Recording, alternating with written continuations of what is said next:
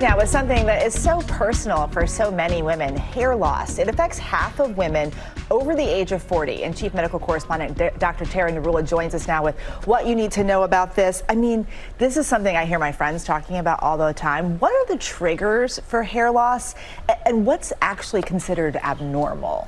Yeah, well, we at any time have about 100,000 follicles, and we lose about 50 to 150 strands per day. And most of us are not going to be in jeopardy of losing our hair because we're constantly growing it. But there are some conditions that can increase hair loss. So we think about things like aging and our genetics, but also thyroid problems, cancer treatments, autoimmune conditions, vitamin deficiencies, even scalp infections, hormonal changes. So many of us who've had children know that right after childbirth, you lose a lot of your hair. Menopause. My hair is still sticking up because of it. Exactly, the little pieces growing in. Menopause can also be a time where we see hair loss as well. Stress, surgical times where you've had surgery, infections, so anything that really stresses the body.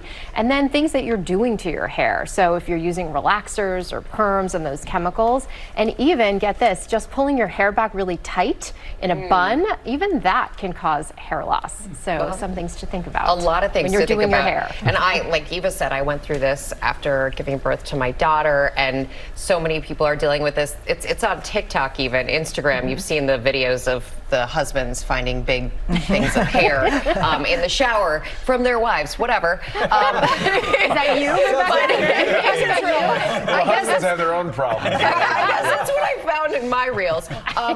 But how do you prevent all of this, and what can you be doing? A lot of it starts from the inside. So what kind of a diet are you eating? You want to eat a healthy diet, make sure you're getting enough calories. You want to make sure you're getting protein and nuts and spinach and yogurt and all of those things that can fuel good hair growth. You also want to think about washing your hair. You don't want to wash too much because that can cause breakage. When your hair's wet and you're brushing it aggressively, sometimes that can be a problem. So using a wide tooth comb, or they make actually wet brushes that you can buy. Really? And then a lot of us with curly hair use styling products like flat irons or curling irons, and that can be damaging as well. So some things to think about to protect. I feel like every time we talk, no matter what, it always comes back to diet. It seems like diet is the pillar of basically everything that is going well or not well with your body. But in any case, how can a dermatologist help here?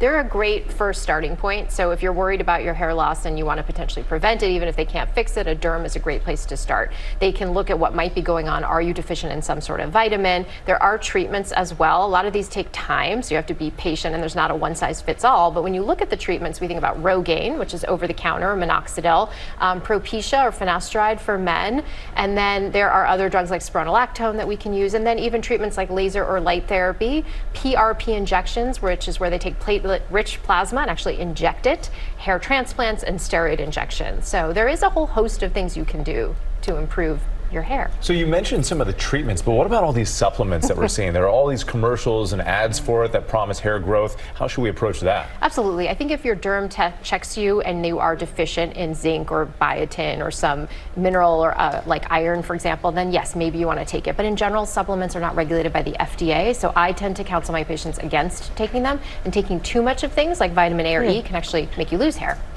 That's really interesting. So you can't like turbocharge it with extras. You cannot. You cannot. Thank you, Dr. Narula. We really appreciate it.